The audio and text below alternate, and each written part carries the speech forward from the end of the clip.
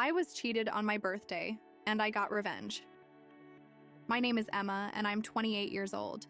I live in Austin, Texas, and I work as a marketing manager at a tech startup. Until 3 weeks ago, I thought I had the perfect life.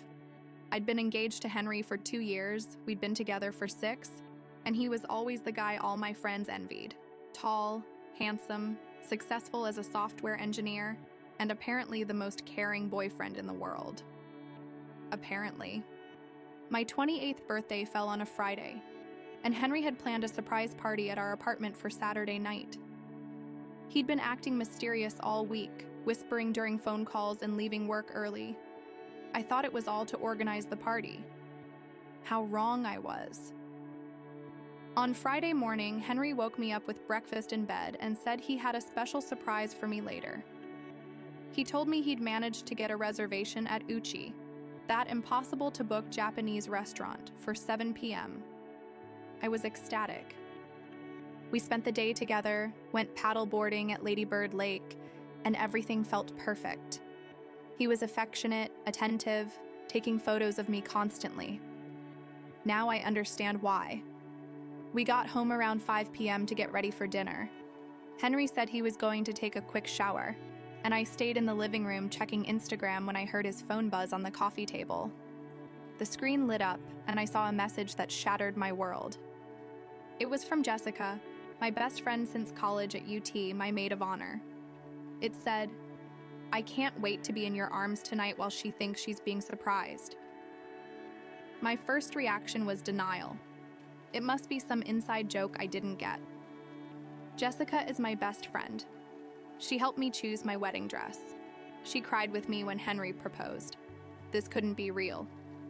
But then my brain started connecting dots I had ignored. The times Jessica canceled plans last minute. How she always knew details about Henry's life I hadn't told her. How she'd been oddly absent in recent weeks, saying she was swamped with work. How Henry always offered her rides when we went out as a group, and they always arrived together. With shaking hands, I picked up his phone and read the previous messages. What I saw made me vomit right there on the living room floor. They had been having an affair for 8 months. 8. It wasn't just casual sex. They were saying, "I love you." Planning a future together. And the worst part, they had planned to tell me everything at my birthday party on Saturday. Henry was going to break up with me in front of all our friends and family, and then announce he was with Jessica.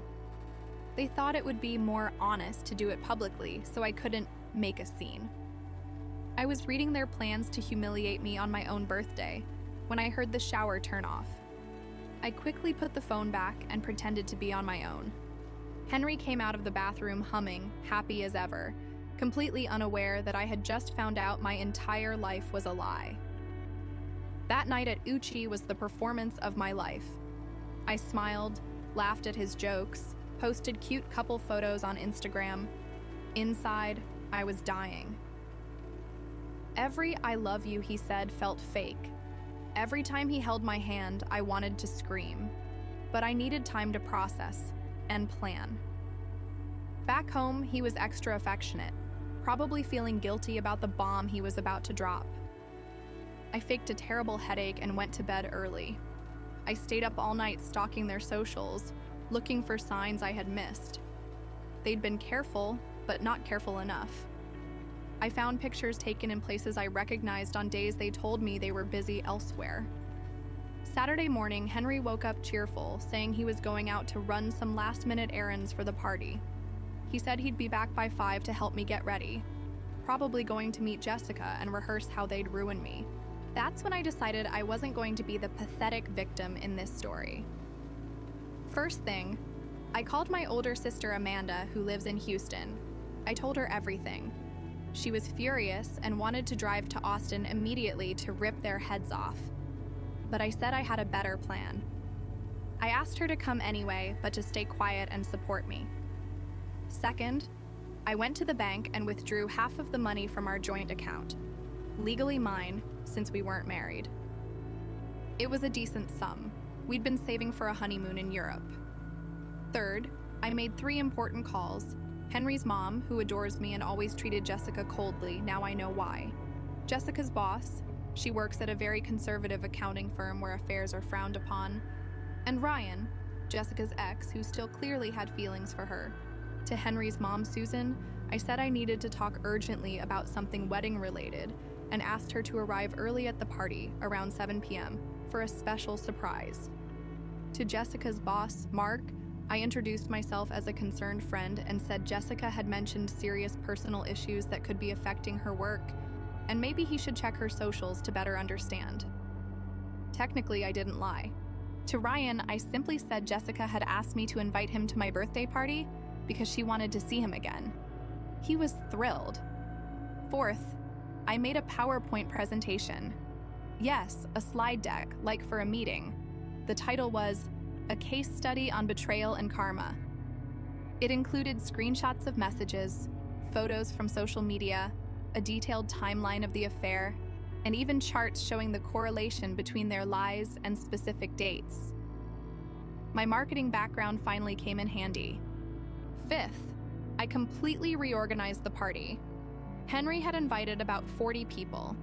I texted everyone confirming the time and asked them to arrive punctually at 8 p.m. for a special presentation.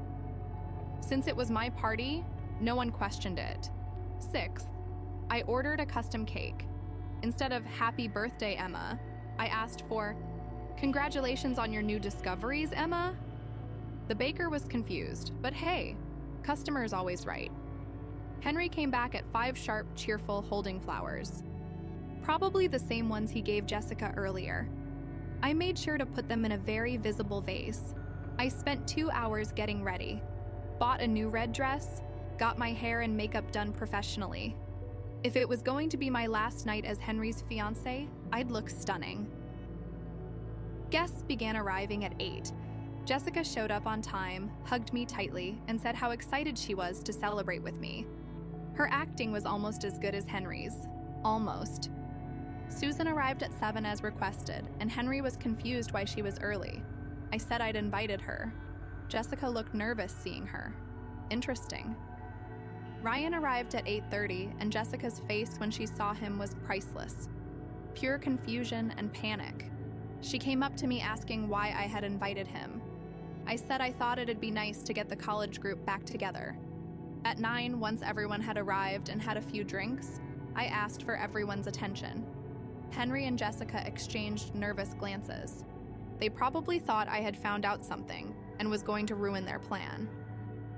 I started by thanking everyone for coming to celebrate my birthday and said I had a special presentation to share about recent discoveries I made about relationships and loyalty. I connected my laptop to the living room TV and started the presentation. First slide, a beautiful photo of me and Henry on our last anniversary, titled "Once Upon a Time, a Perfect Relationship." Second slide, but not everything is what it seems. Third slide, screenshots of messages between Henry and Jessica, with the most damning parts highlighted in red. The silence in the room was deafening. Henry went pale. Jessica ran to the bathroom, literally ran. I continued the presentation, keeping a professional tone like I was presenting quarterly results. I showed the affair timeline, explained how they planned to humiliate me at the party, and even included an analysis of the financial and emotional costs of betrayal. When I reached the final slide, which said, "Thank you for freeing me to find something better," the room erupted. Henry's mom was crying and screaming at him in Italian. She only speaks Italian when she's furious. My mom was comforting Susan. My friends were hugging me and glaring at Henry with disgust. Ryan looked confused, trying to figure out where he fit into the story. Jessica came back from the bathroom and tried to explain herself, but no one wanted to listen. My sister Amanda, who had arrived during the presentation, simply said, "You have 5 minutes to leave before I do something that'll land me in jail." Henry tried to talk to me, saying we could discuss everything, that it was a misunderstanding. I smiled and said there was nothing to talk about, that I had already changed the locks. Lie, but he didn't know that. And he had until Sunday to collect his things while I was out. The party ended quickly. People left in small groups, offering support and calling me brave. Some made a point to say goodbye to Henry and Jessica with looks of pure disdain I'll remember forever. But the revenge didn't stop there. Remember I called Jessica's boss? Turns out he took my suggestion seriously and checked her socials over the weekend. He not only found evidence of the affair, which violated company conduct since Henry was a client, but also discovered she had used the corporate card for some of their romantic getaways. Jessica was fired on Monday. Ryan, after understanding the full picture, posted an old photo of him and Jessica on Instagram with the caption, "Bullet dodged." Apparently, they had broken up because she cheated on him too. Pattern behavior, who knew? Susan, Henry's mom, completely changed how she treated him. She had always seen me as the daughter she never had, and finding out he'd cheated with my best friend was the last straw. Henry later told me, when trying to win me back, that she wasn't speaking to him and had canceled his secondary credit card. Best part? On Monday, I got a call from Henry's family lawyer. Apparently, the apartment we lived in belonged to his family, and Susan decided I could stay until I found somewhere else. But Henry had to leave immediately. He ended up crashing on a friend's couch for 2 weeks. But wait, it gets better. The Wednesday after the party, I got a message on LinkedIn from a guy named David. He'd seen my presentation, someone filmed it and shared it in our college WhatsApp group, and said he was impressed with my professional approach to handling personal crises. He was the marketing director at a tech company in San Francisco and was looking for someone exactly like me for a senior role. 3 weeks later, I'm writing this from my new apartment in San Francisco, making 40% more than before, working for an amazing company, and feeling freer than ever. Henry tried to win me back for 2 weeks, showed up at my work, sent flowers, wrote long letters about how it was a mistake, how Jessica seduced him, how he was confused. Pathetic. The only thing I sent back was a link to an article about narcissism. Jessica tried calling me a few times, but I blocked her everywhere. Heard from mutual friends that she's struggling to find a job. Apparently, the accounting industry in Austin is smaller than she thought, and moved back in with her parents in Dallas. The most ironic part? Last week, I got a message from the wedding planner asking if we wanted to reschedule or cancel. Apparently, Henry had called trying to keep the date, hoping I'd get over it. I canceled everything and got 80% of our deposit back because there was a clause about infidelity. Who knew that was a thing? Now I'm here, in a new city, with an amazing job, meeting interesting people, and finally understanding what self-respect means. Some people say I went too far, that I could have just ended things privately. But you know what? They plan to publicly humiliate me on my own birthday. Turnabout is fair play. The best revenge isn't just living well. The best revenge is living well after making sure the people who hurt you face the consequences of their choices. Oh, and happy belated birthday to me, I guess. Comment. What would you do in this situation? If you liked this video, don't forget to like and share so we can bring you more stories like this. Keep an eye out for more stories. Hope you have a good day.